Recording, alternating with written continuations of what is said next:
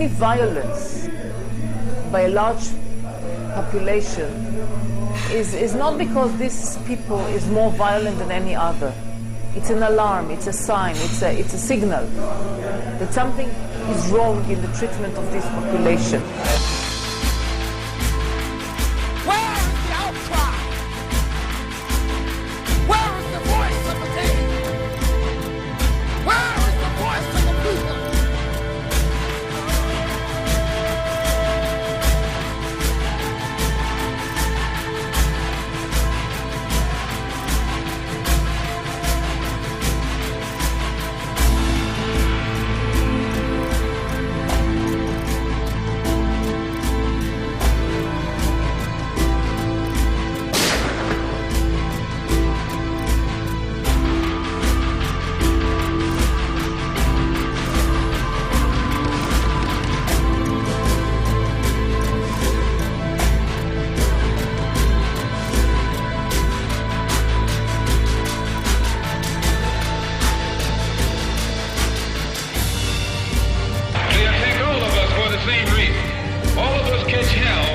Same enemy.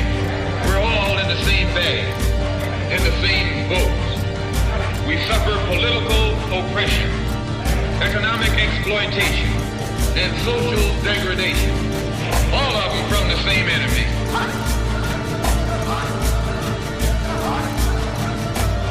It is useless and futile for us to continue talking peace and non-violence against the government whose reply is only savage attack on an unarmed defenseless people.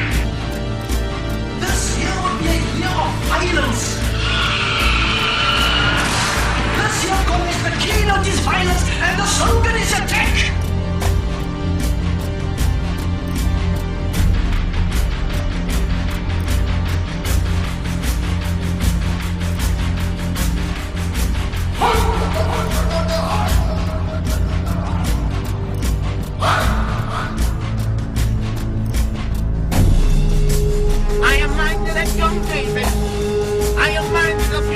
The shepherd boy who stood up before the great warrior of the Philistines.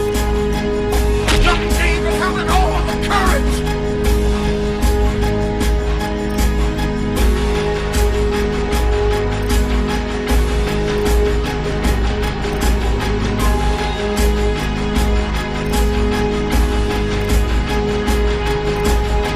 There must be someone somewhere. There's got to be somebody somewhere. Got to be somebody somewhere that cares.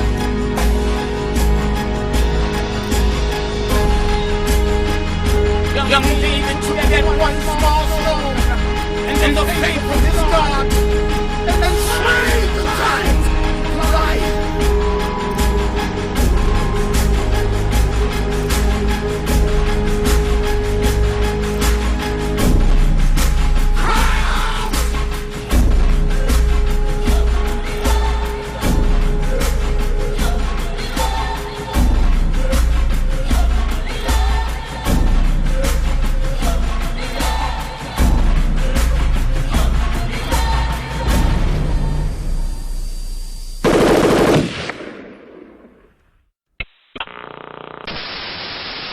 A Pathé dispatch shows the scene in Jerusalem as Jewish and Arab mobs clashed in the center of the city. It remains to be seen whether a threatened full-scale war will materialize.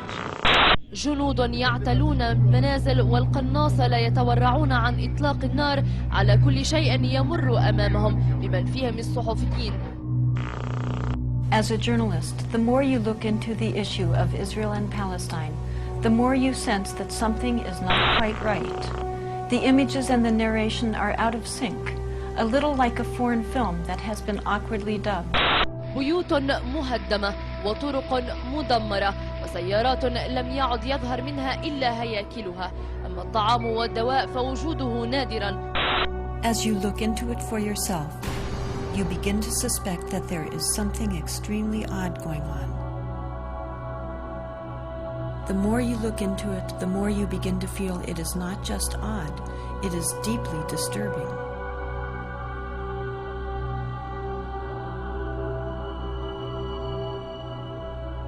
Our media portray Mideast violence as though it's an inherent part of the culture and region, implying that the Israeli-Palestinian conflict is an ancient problem with little hope of solution.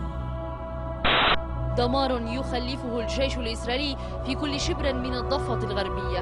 مدينة السلام المحاصرة لا زالت ترفع غصن الزيتون، وكنيسة المهد تقصف بالآليات العسكرية. 200 مواطن محاصرون داخل الكنيسة دون طعام أو دواء.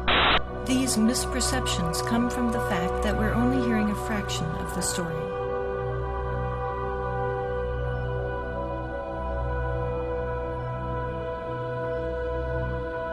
You are about to witness images and testimony largely hidden from mainstream America.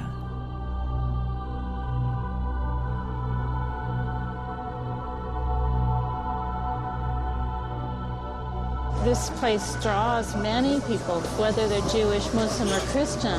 This is a holy place to significant numbers of us in the world. We all have an interest in sort of seeing what is this land and what's the situation here. And once you come, if you open your eyes at all, you can't miss the problems and the patterns that are here. I think it's hard to understand what occupation is. I think it's a foreign concept for many Americans, what it's like to live under military occupation. The definition of an occupation is when a foreign army occupies your land physically and controls your life. In addition, Palestinians under occupation, and this is why there's so much struggle against the occupation, they're not citizens, they don't have rights, they don't have civil rights. They're under a military rule. This is a particular kind of occupation that's both military and settler occupation. Settlements are areas of Palestinian land which are selected, and whatever is there, whether it's roads or whether it's villages or homes, they are bulldozed, and then a new town is built on the hilltop. One very good friend is Rodina Jabber, and she and her husband Atta have land in a rural valley near here called the Ba'a. And it's pretty clear these settlements want this land. It's some of the best agricultural land around here. So that valley has had repeated home demolitions. Rodina herself has lived through 2 home demolitions. They're living now in their 3rd house. اجت الجرافة طبعا مع الجيش اللي هجم علي على الخيمة. أنا التخمت تهدوا ما تهدوا بنتقاتل أنا وياهم. أنا أصيح ما يصير صاروا يضربوني في راسي وكان اللي بوكلي وشعر هيك مسكني من شعري ونكت شعري. لما حطوا بكيت الجرافة على البيت هيك تذكرت إنه ابني نايم في البيت. هجمت على البيت بدي أطوله أحمله.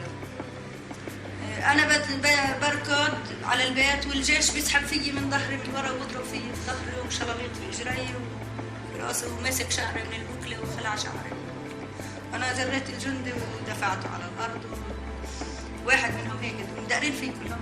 أنا دبيت الجندي ودخلت على الولد حملته بين إيدي هيك وطلعت.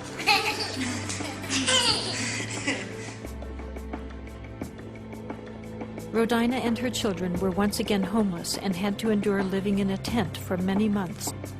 Her husband Atta was even imprisoned for protesting the destruction